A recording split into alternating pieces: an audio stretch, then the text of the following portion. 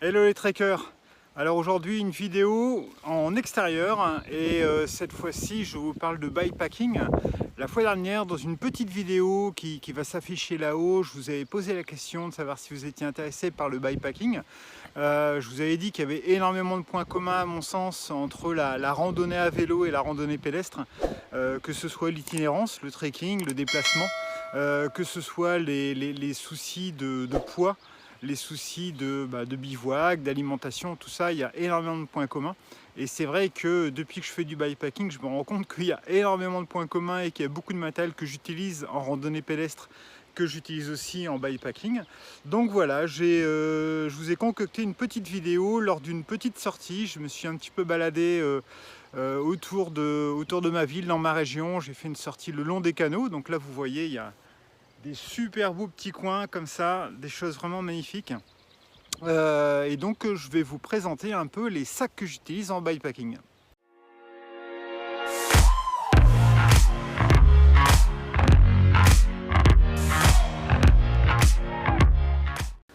Alors, au niveau des sacs de bikepacking, donc là je vous présente mon vélo. C'est un vélo assez classique, ça s'appelle un gravel.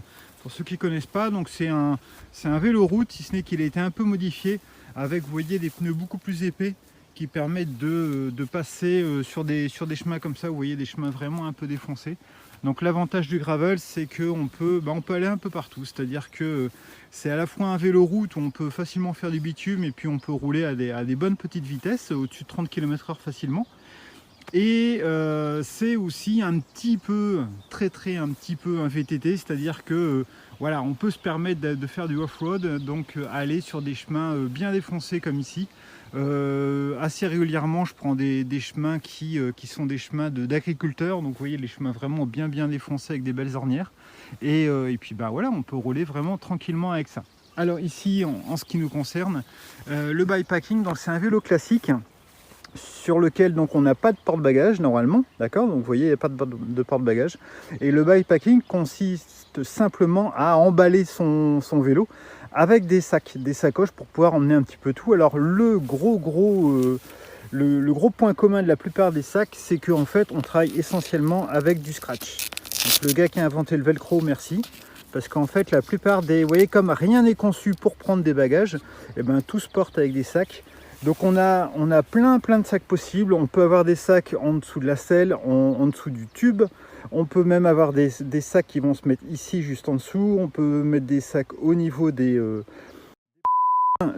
bien sûr au niveau des haubans arrière. On peut mettre des sacs au-dessus du tube et on peut même mettre des sacs au niveau des guidons. Donc vous voyez, il y a vraiment le choix. Alors moi je commence, j'ai pas fait beaucoup de distance, beaucoup de bikepacking, donc je suis pas encore super bien équipé. Mais voilà, je me disais que ça pouvait vous intéresser de voir un petit peu quand on fait des petites randonnées à la journée ou même sur 2 jours, de voir comment est-ce qu'on peut s'équiper. Alors tout simplement le premier sac, donc le sac qui est sous la selle, là c'est un sac Between, donc c'est en général un sac qu'on utilise pour tout ce qui est réparation. Donc moi là-dedans, je vais vous montrer très rapidement ce que j'ai.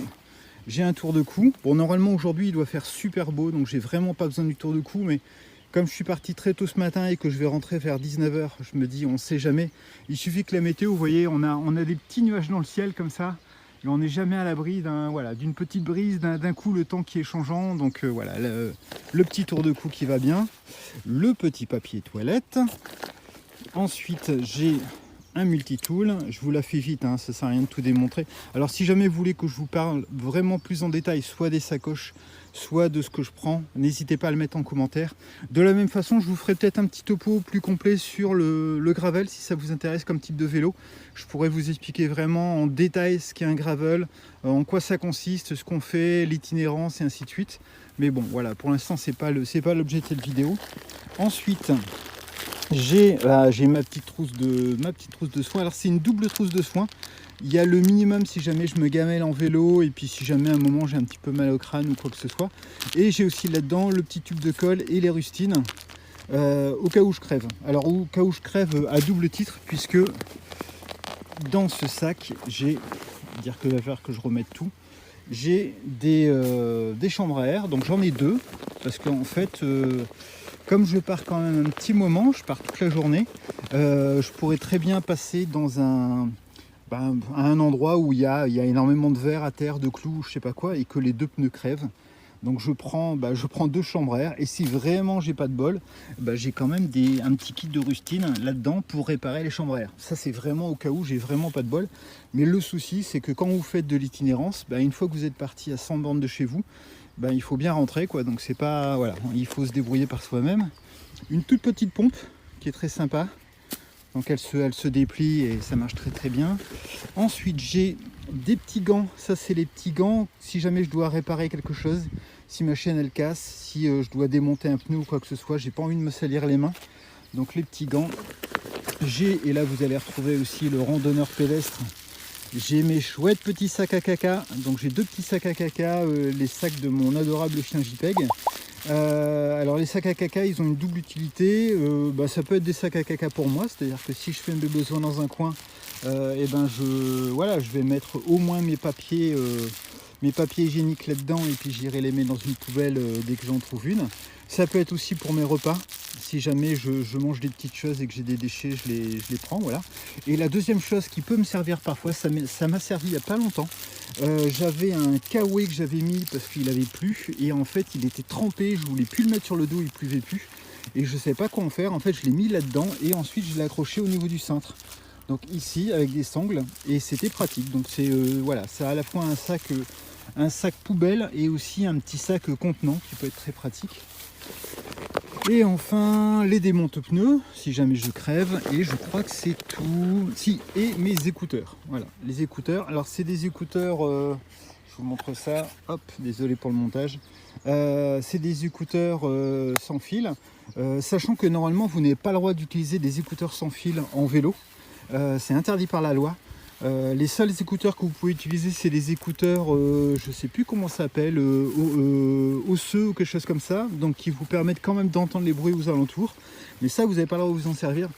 J'avoue que je suis hors la loi, de temps en temps je m'en sers. Alors souvent je mets seulement une seule oreillette, je mets l'oreillette du côté droit, du côté des maisons, de façon à ce que du côté gauche j'entende quand même les voitures venir, et je les mets pas pour de la musique, je les mets uniquement pour le guidage.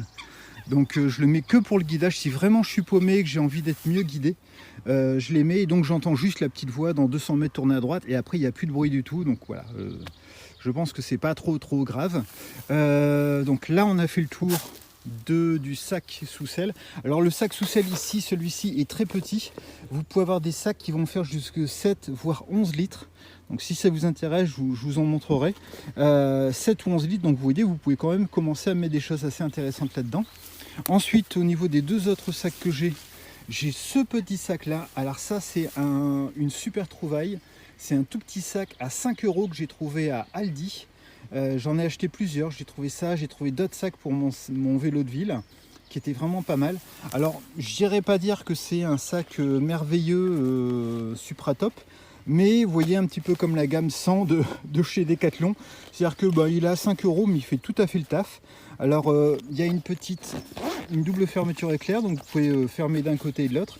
Vous pouvez mettre votre téléphone portable là-dedans. Alors moi pour l'instant là il fait super beau, donc je le mets ici, je l'accroche au niveau du cintre ici. Mais la fois dernière j'étais allé faire un petit tour du côté de la Belgique, du côté de Courtrai, et il pleuvait, il faisait pas beau. Et je l'avais mis là-dedans. Donc là, en plus, c'est tactile, donc je pouvais l'utiliser. Après, je vous avoue que moi, je préfère l'avoir ici, et de bien voir et d'avoir directement le téléphone plutôt que là-dedans. Mais bon, s'il pleut, c'est bien. Et là-dedans, en général, là-dedans, je mets mon appareil photo. Donc j'ai mon petit appareil photo. Et ici, juste sur le côté, je mets mes lunettes. Parce que voilà, je suis presbyte, donc j'ai besoin des lunettes quand je regarde mon téléphone ou des choses comme ça, ou quand je veux voir le compteur et ainsi de suite. Donc je le mets là. Et donc voilà, donc là vous voyez l'avantage c'est que c'est vraiment à portée de main, je peux l'ouvrir, le fermer à une seule main, c'est vraiment très pratique. Et enfin la dernière sacoche, alors c'est la sacoche sous cadre, c'est une sacoche La Virgule Triban. Je vais vous montrer, hop, La Virgule Triban. Alors c'est pas une sacoche que j'ai achetée, c'est une sacoche que j'ai la chance d'avoir en test. Donc je dois la rendre, mais je l'utilise, j'avoue que je l'utilise pas mal parce qu'elle est vraiment géniale. Alors pour la petite histoire, la virgule Tribal, la virgule c'est une société qui récupère soit des invendus, soit c'est des produits qui ont eu des retours de fabrication de chez Decathlon, et en fait qui vont alors pas les recycler, les upcycler comme on dit, c'est-à-dire qu'ils vont les recycler en leur donnant une valeur supplémentaire. Et en fait ce que vous voyez ici, c'est juste un fond d'un canoë-kayak de chez Decathlon qui a été, ils ont été réutilisés, donc là c'est complètement imperméable. Vous avez les petits scratchs habituels, il y a deux poches de chaque côté, enfin une poche de chaque côté. Alors ça c'est le côté top parce qu'il y a énormément de sacoches sous cadre pardon, qui n'ont qu'une seule poche, et moi je trouve ça génial d'avoir deux poches. Il y a cette poche là qui est assez petite, dans laquelle on peut quand même mettre pas mal de choses. Donc là vous voyez, j'ai mon petit masque, j'ai carte bleue, les papiers, j'ai ma carte d'identité, enfin mon passeport, j'ai pas de carte d'identité, j'ai les petits gels, donc les petits gels si j'ai un petit coup de barre, et j'ai ce que j'adore, ce que je prends aussi en randonnée pédestre, un mélange de noix. Alors c'est des noix de cajou, des pistaches, des amandes, et aussi des fruits sucrés. Donc on a des cranberries, on a de l'ananas, des choses comme ça. Enfin c'est vraiment génial, ça j'adore. Voilà, et je crois que j'ai rien oublié, non, il n'y a rien d'autre. Et de l'autre côté, hop. Donc là ça gêne pas du tout le pédalage, hein. Les cuisses elles touchent pas du tout, c'est vraiment bien foutu. Et de l'autre côté, je vais essayer de vous montrer. Hop, donc on a une autre poche ici, qui est beaucoup plus grande. Alors là, ici c'est une tranche de pain. Ici, donc c'est du pain complet. Là, j'ai une banane qui commence un peu à morfler, mais qui va être très très bonne. Ça, je la réserve pour mon petit 4 heures. Avec le pain, ça va être délicieux. J'ai un power bank parce que parfois j'utilise beaucoup mon téléphone, surtout quand je fais de la navigation. Donc j'ai besoin d'un power bank pour recharger. J'ai mon petit câble de power bank. Vous voyez, on en met des choses, hein. J'ai les mouchoirs en papier, si jamais je dois me moucher, ou si j'ai pas assez de papier toilette, ou si je me blesse ou quoi que ce soit. J'ai mes petites clés, tac, et j'ai une veste de pluie. Alors cette veste de pluie elle est top, ça c'est une veste de pluie Van Rysel. Donc c'est une marque de Decathlon, c'est le vélo route haut de gamme de chez Decathlon. Elle est top parce que vous voyez elle est très compressible, elle fonctionne très très bien, elle est super légère, elle se replie très facilement. Et j'en profite très souvent dans les commentaires que j'ai au niveau de mes vidéos. N'hésitez pas à regarder les commentaires parce que je le dis très très souvent, mais c'est vraiment quelque chose qui est vraiment important. Lisez les commentaires sous les vidéos parce que très souvent vous avez énormément en fait d'informations dans les commentaires et je suis épaté par la richesse des personnes qui me laissent des commentaires. Et donc très souvent les gens me disent ah il faut pas hésiter, vous avez parlé Decathlon, vous parlez de Quechua, de Forclaz, mais n'hésitez pas à aller voir dans d'autres marques. Et c'est vrai que souvent on cite par exemple Evadict pour le trail, où on peut avoir des vestes de pluie qui sont très sympas, très légères. On me cite souvent Solognac, on me cite Caperlan, on me cite aussi, il y avait quoi récemment, on m'a parlé de... Je me souviens plus, on m'avait parlé de quelque chose, la voile, oui, la voile, quelqu'un m'avait parlé de la voile, je me souviens plus qui c'était, mais on m'avait parlé de la voile, et donc on m'avait dit, il faut pas hésiter à aller dans d'autres rayons chez Decathlon, parce que parfois on peut avoir des utilisations vraiment intéressantes en détournant un peu les produits, et là c'est vraiment un cas typique de l'utilisation détournée, puisque cette super veste de pluie, c'est une veste de pluie normalement pour le vélo, mais je vous avoue que je m'en sers aussi parfois en randonnée parce qu'elle est super légère. Alors elle est beaucoup moins résistante que ma Hardshell dont j'ai parlé dans une vidéo, qui est vraiment super costaud, super lourde, et pour laquelle j'ai fait la Variante du Célé sur 3 jours de pluie non-stop et ça a été nickel, j'ai pas été mouillé du tout. Donc ça c'est top, mais voilà, c'est un produit qui est génial. On se quitte donc là-dessus. Alors j'ai fait une vidéo aussi courte que je pouvais. Je vous ai présenté succinctement les petits sacs. N'hésitez pas en commentaire à me dire si vous voulez avoir plus d'infos sur le bikepacking. Encore une fois, alors là je fais quand même une bonne petite distance aujourd'hui, mais j'ai déjà fait avec un VTC, j'ai déjà fait des 50, des 40, 50, 60 bornes. Donc on n'est pas obligé de faire des trucs de dingue. 60 bornes, alors pour certaines personnes ça va sembler beaucoup, mais sincèrement, si vous roulez à 10 ou 15 km/h, qui est quand même assez lent, ça fait juste une sortie de 4 heures. Je vous assure que 4 heures, c'est pas la fin du monde. comme en randonnée pédestre, chacun va à son rythme, chacun fait comme il le sent. Le but, c'est l'itinérance, de se déplacer, de se balader dans la nature. Quand vous voyez les beaux paysages que vous pouvez avoir, n'hésitez pas. Vous roulez 2 heures à votre rythme, vous faites une vraie petite pause, vous refaites 2 heures, voilà, c'est super facile. Avec les sacs qui sont là, donc vous pouvez mettre sur un gravel, sur un vélo course ou sur un VTC, un vélo ville, ce que vous voulez. Vous pouvez vraiment emporter beaucoup de choses, donc ça c'est le côté sympa. Et d'ailleurs j'en ai pas parlé, je pense que je l'avais montré un petit peu quand j'avais fait la vidéo sur le kit minimaliste. Dans la sacoche, la virgule, c'est une sacoche qui est assez grande pour mettre mon kit de cuisine. Donc je peux mettre ma bonbonne, je peux mettre la tox et ainsi de suite. Donc vous voyez, c'est quand même quelque chose d'assez gros. Bien entendu, si vous n'êtes pas équipé en sac, vous pouvez bien sûr mettre juste un sac à dos. Alors moi, je déteste rouler avec un sac à dos en vélo pour 2 raisons. D'une part, parce qu'il y a un vrai sentiment de liberté lorsqu'on n'a pas de sac à dos et qu'on est tranquille, on roule et que c'est vraiment le matériel qui est sur le sac. Et la deuxième chose, c'est que la position très penchée du vélo et la tête un peu relevée fait que quand j'ai un sac à dos, en fait, ça me fait un peu mal au niveau de la nuque. Enfin, je suis pas à l'aise. Donc voilà, j'essaye de, autant que faire se peut, de ne pas mettre de sac à dos.